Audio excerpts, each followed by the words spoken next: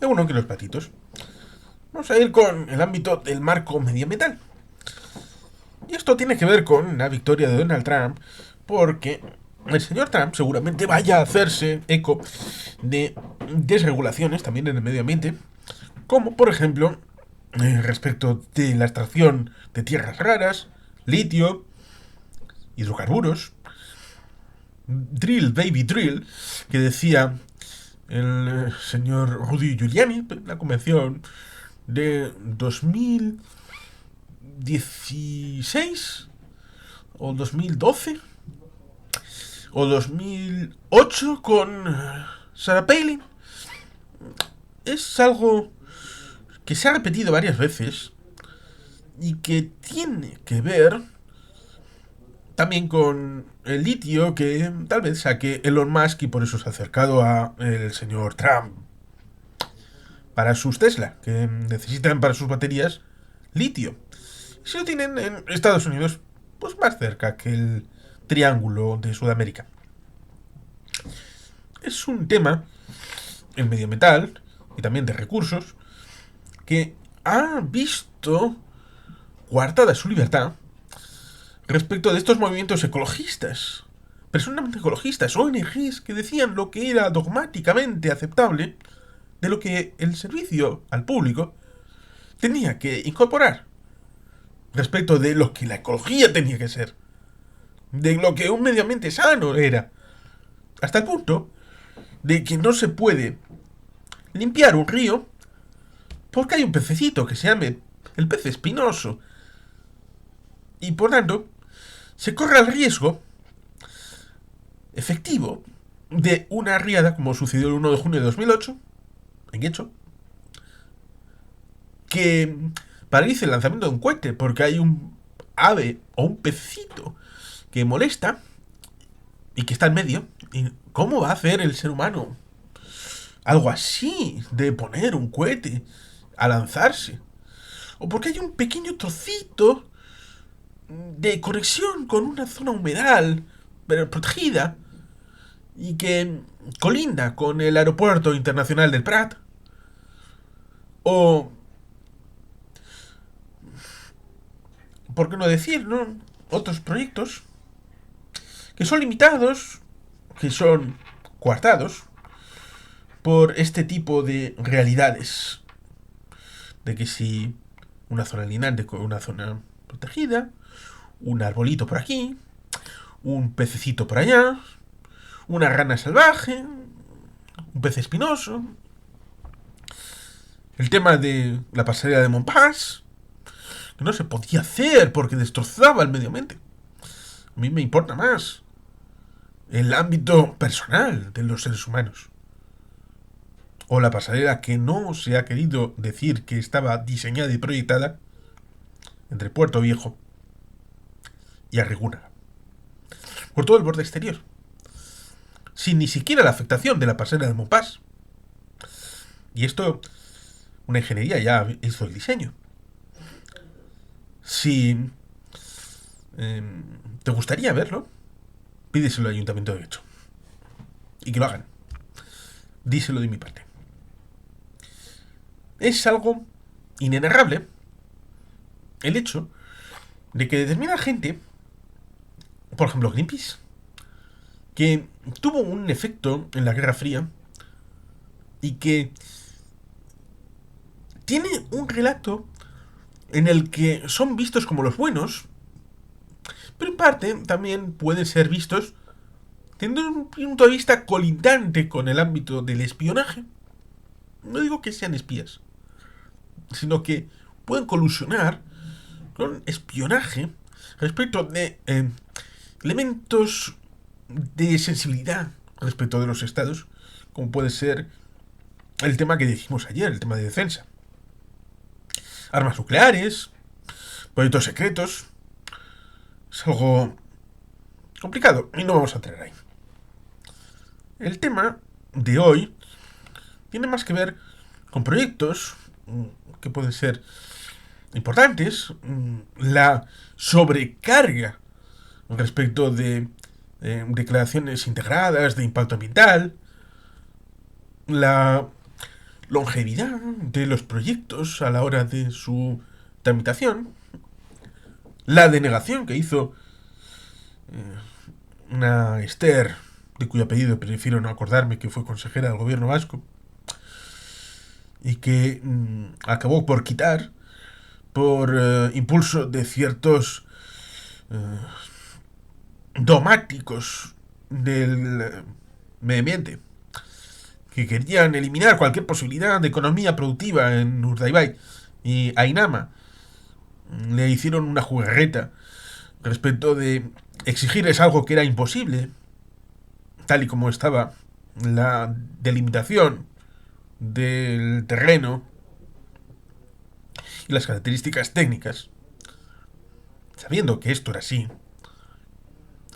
lo cual podía dar incluso a una posible prevaricación, de la que nunca fueron objeto de denuncia,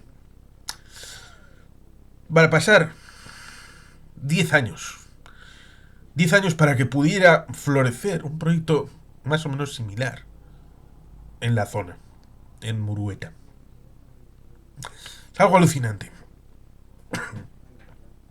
De no creer.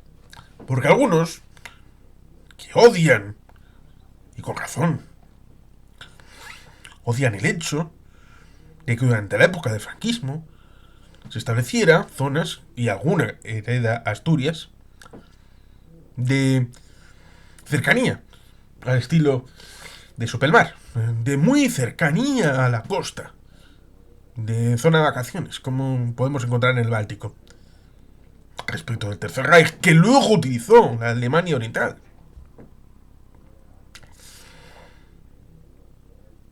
También el hecho de que intentaran hacer un circuito de Fórmula 1 en Urdaibai, o eso me dijeron, son elementos que son reales. Pero no se puede inducir a que, siendo una reserva de la biosfera, no se pueda hacer ninguna actividad económica. Ninguna. De ningún tipo. Como si estuviéramos a punto de poner una planta de laminados de acero en Urdaibai. Estamos hablando de un Guggenheim, de un museo, habiendo varios allí. El museo de Euskal Herria, que está al lado del Parque Europa, donde se metió un par de esculturas. Está la Casa de Juntas, que también es un manera, es un museo al aire libre. Son sinergias. Con el bosque pintado de Oma, con Santimamiñe, que puede hacer un circuito, como otras ciudades, ya sea Bilbao o Santander, establecen, respecto de anillos culturales, que pueden establecerse en un relato de las edades del hombre. El Museo de la Paz de Guernica, por ejemplo. La búsqueda omnicomprensiva de un equilibrio con el medio ambiente, precisamente, a través de pinturas, esculturas, el valor de la representación de esto, que es el sentimiento humano, a través de las diversas artes, es algo que podría establecerse a través de ese museo de desconexión que fue tan fundamental para Bilbao. Algunos tratan de establecer la idea de que el Museo Guggenheim de Bilbao es algo distinto, porque solamente se opusieron algunos sectores económicos, algunos sectores culturales, algunos sectores políticos, siendo únicamente el PNV el que se propuso llevar a cabo ese museo. Pero es que también había un mar de fondo. Si se hubiera hecho un referéndum sobre el Guggenheim en ese año tan tardío, incluso de 1995, habría salido que chapamos obra y al carrer. Lo mismo tal vez hubiera pasado con otras obras que solamente recibieron el apoyo del PNV. Pero esta es especialmente aguda. ¿Por qué aceptar la idea de que la defensa del medio ambiente solamente puede vehiculizarse a través de estos grupos, que son los que dicen lo que el medio ambiente es, lo que se puede soportar por el ámbito medioambiental? Remito al hecho de que cuando hablan de lo que hablamos ayer del pacifismo, de las guerras, el ámbito nuclear. Y piensan, pues que el mundo no podría sobrevivir a un lanzamiento de un arma nuclear táctica en el ámbito de una guerra. Es cierto que sin un cambio importante, porque no es lo mismo una prueba a un lanzamiento en un ámbito de guerra, como pudo ser Cuito Coanale, como puede ser el frente de Zaporilla. Pero invito a la gente a que vea cuántas pruebas nucleares ha habido desde el 45 hasta el 2025. ¿Cuántas por país? ¿Dónde? Y el mundo ha sobrevivido a esos cientos, miles de explosiones nucleares. Otra cosa es que haya zonas, como Nueva Zembla, que están inhabitables en buena medida. Por culpa precisamente de estas pruebas nucleares. Y cada cual que responsabilice su actuar respecto de ese medio ambiente. Pero lo que no puede hacerse es lo que RT ha hecho con Greenpeace, por ejemplo. Que si RT hablaba de lo que Greenpeace denunciaba en países occidentales, lo exponía y lo difundía. Pero si Greenpeace denunciaba lo que pasaba dentro de Rusia respecto a atentados contra el medio ambiente, como pudo ser, por ejemplo, en el pasado, el asunto de las tierras ociosas, el intento de poner el algodón en Asia Central, y muchas otras cosas que sería largo decir, entonces RT de eso no hablaba ni para el presente ni para el pasado. Hipocresía completa. No puede ser que ese concepto permee a nuestra defensa pública, a nuestras políticas públicas, a nuestra práctica política. Tenemos que tenerlo esto claro. Y es ese hecho bien claro respecto de que nuestro derecho a la defensa de lo público, es decir, lo ambiental, debe subordinarse al ser humano como la prueba y la medida de todas las cosas. ¿Por qué lo digo? Porque hemos comentado en este canal a veces, por ejemplo, que el ser humano es responsable de algunas cosas como el cultivo de brozas, que es quemar toda un área y ahí después esas cenizas son bien fértiles, lo cual destruyó el creciente fértil. Se llama así por algo. Pero este cultivo de brozas llevó a que ese creciente fértil se convirtiera en un desierto. Y no fue hace 100 años, fue hace miles de años. Y lo hizo nuestro primer humano que pensó y actuó de manera neolítico-calcolítica y posteriores, sedentaria, en el tránsito de la caza recolectora a la agricultura y la sedentarización. Es por tanto algo que nos debe llevar a un pequeño detalle. Cuando se ataca la agricultura del tipo ecológico,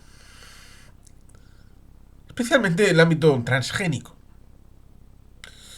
hay que decir que los transgénicos se llevan haciendo desde hace miles de años. La llamada cultura de la agricultura ecológica es un fake, es falsa. Es simplemente un ámbito económico. ¿Puede incorporarse un elemento de proximidad? Sí, es cierto. Pero entonces, que no se llame ecológica, se llame de proximidad. Las cosas claras. Porque la única agricultura realmente ecológica que existe es la que no se hace. Porque la agricultura precisamente es invadir un terreno que no va a producir eso de manera, entre comillas, natural. Y cuando digo natural, es que lo dejes y al de 15 años sigue habiendo nabos en ese campo. Solamente de esa manera puedes decir que no es una injerencia sobre ese campo. Eso que llamamos malas hierbas son las hierbas de la zona queriendo reconquistar su terreno. Por eso es necesario atacar la flora y la fauna para mantener ese terreno con lo que queremos que sea. para que sea productivo, para que nosotros deseamos que sea. Hay cientos de razas que hemos creado nosotros de ámbito ganadero, de la domesticación de determinadas situaciones como la creación de perros y gatos. Son elementos que debemos de tener en cuenta. Del ámbito agro, el ganadero, el tema de la pesca, el tema del pastoreo. Son muchos elementos que forman parte de nuestra civilización y que no son naturales. No son naturales en tanto en cuanto en la naturaleza no vamos a encontrar ello, no por el hecho de que sean naturales, que todo es natural, porque lo que no es natural es sobrenatural. Espero que se entienda lo que estoy intentando decir. Por lo tanto, ¿todo es natural? Sí. Incluso los temas de nanotecnología son naturales. ¿Por qué? Porque nosotros somos parte de la naturaleza. Pero esa naturaleza que se desligó de lo arbitrario y de lo que está fuera de lo relacionado con el ser humano. Y el ser humano ha transformado muchas partes. La creación de la agricultura, por ejemplo. Y como ello, muchos otros elementos que se piensa después de un aparente traspase de determinados límites como algo extemporáneo y que rompe con el equilibrio del mundo natural. Y que eso es ir más allá y que habría que retroceder porque supone un riesgo para nuestra presencia en el mundo. Como si ciertamente no hubiera en el pasado, hubo destrucción de especies, algunas como el dodo o el propio oso panda con tendencias a autoliquidarse bastante evidentes y bastante probadas. Otras, pues, ¿qué se va a hacer? Con dificultades para ser comprendida.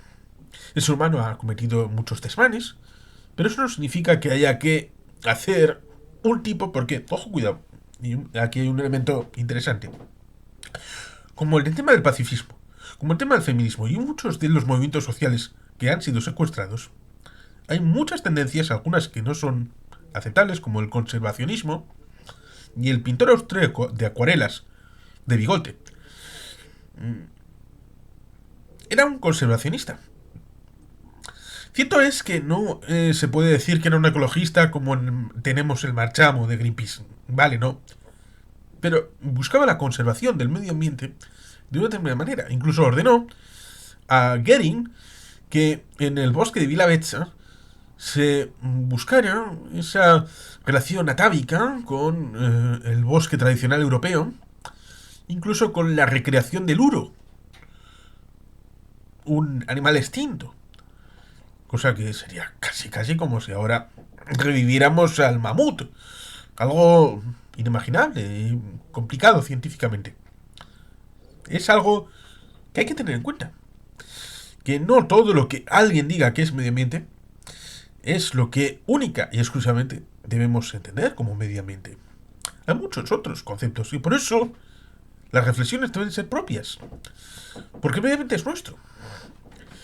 Y como diremos mañana, también en el tema energético se puede hablar de, sí, queremos energías renovables. Pero, amigos, ¿dónde las ponemos? Eso mañana. Lo mismo que lo de ayer. Queremos estar seguros, pero no invertimos en defensa. El tema del medio ambiente, por lo tanto, es un asunto interesante, porque la presencia del ser humano, las propias ciudades, está en el lugar más fértil. Pero era, o ponemos los campos aquí, o ponemos las ciudades aquí. A veces se integra. Y había cultivos dentro de las propias ciudades. Parece que es lo más moderno. Y cosas que aparentemente son más modernas, ¿no? Pero ya se hacían antiguamente.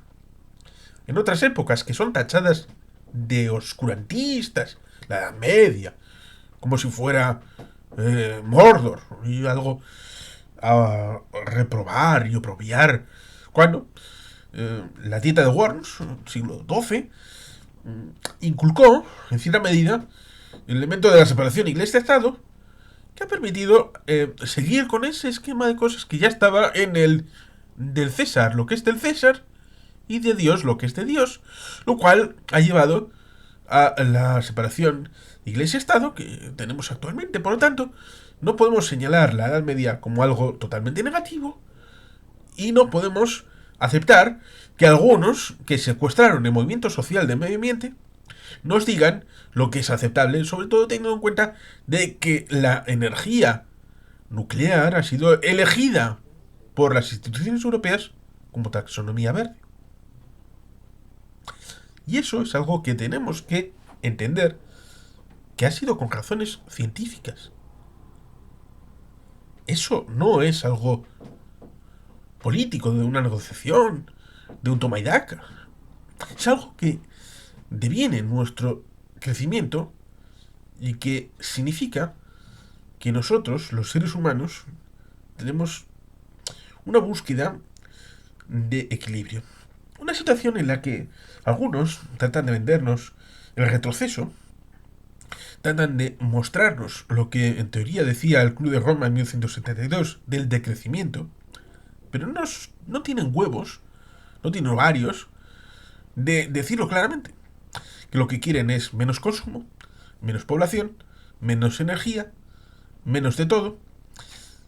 Pero también menos población para decrecer como civilización, lo cual en las crisis de deflación, porque a más es crisis de inflación, las crisis de deflación, como la última de 1871 al 73, que tuvo efectos hasta el final del siglo, son peores.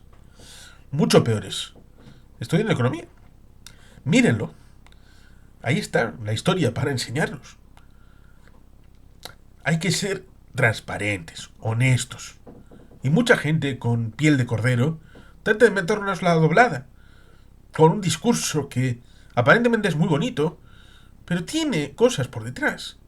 Detrás de la cortina están dogmatismos, odios, inquinas, búsqueda de intereses particulares, o de otras realidades, como por ejemplo el hecho de que no podamos exponer para el tema energético o cualquier otra situación industrial,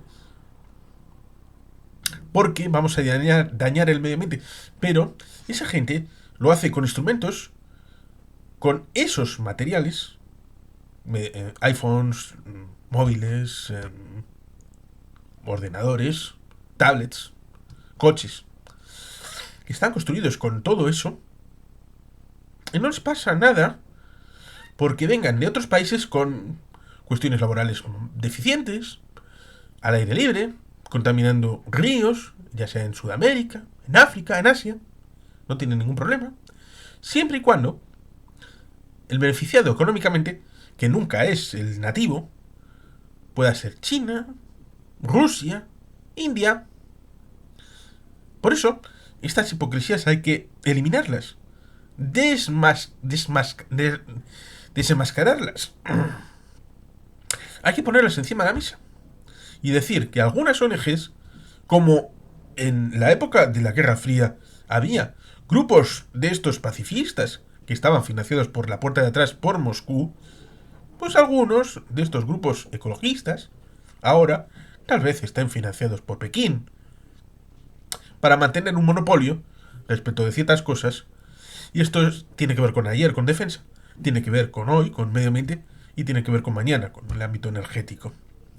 Es un elemento, por lo tanto, poliédrico y que debe generar economía, valor añadido, para la defensa de un medio ambiente que sea sostenible y sustentable, que no sea como termina en Silent Running, que en aquellos años, por ejemplo el 72, había esa idea del último árbol, y también en aquella situación de Soylent Green, hasta que el destino nos alcance, algo parecido a aquella película de Charlton Heston, como la de Bruce Dern, de Silent Running del 72-74, una época con este pensamiento y que transmitió su realidad a las artes. Por eso decía, el pensamiento de una época puede expresarse artísticamente. Y eso está bien como reflexión. Por eso está muy bien tener cosas como el Guggenheim elementos museísticos que nos enseñen lo que en cada época puede ser importante. Ya está Artium, ahí está el Museo de Bellas Artes, ahí está el Guggenheim, que puede tener sede en Bilbao, pero también en Urdaibai, con otro concepto distinto, que conecte con los museos de la zona, ya sea Santibamiñe y el Museo de la Paz de Guernica y muchas otras cosas que generen una sinergia en la que haya economía productiva allí en Guernica y en Urdaibai. Y eso solamente se consigue superando políticas como esta del ámbito medioambiental, quitándoles el monopolio a estos grupos, lobbies, grupos de interés de lo que es y significa medio ambiente, haciendo políticas propias, de significación propia y desde la reflexión del país. Y sin más que los patitos, es que ricasco, agur berobat, Betty Gelpien.